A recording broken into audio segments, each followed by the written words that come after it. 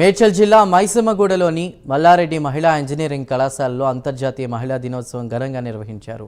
MLC Surabhi Vani Devi, Medchal MLA Mallareddy ముఖ్య అతిథులుగా పాల్గొని ప్రసంగించారు.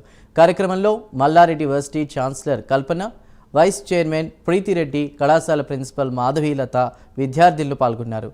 విద్యార్థినుల ప్రత్యేక నృత్య ప్రదర్శనలు ఆకట్టుకున్నారు.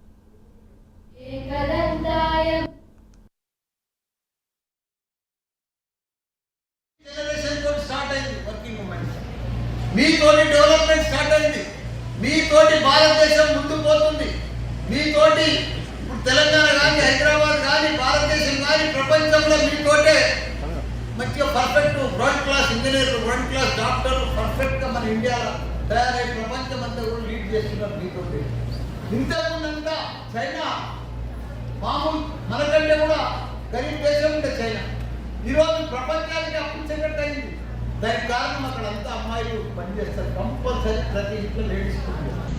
ఇప్పటిదాకా మల్లారెడ్డి గారు చెప్పినట్టుగా అనేక చిన్న చిన్న దేశాలు కూడా అభివృద్ధి పదంలో దూసుకుపోయిన కారణం ఏంటంటే ఆడపిల్లలు, మహిళలు ముందుండి చాలా వర్క్ కల్చర్ బాగా డెవలప్ అయింది ఆ దేశాల్లో. అందుకే అంత ముందున్నారు.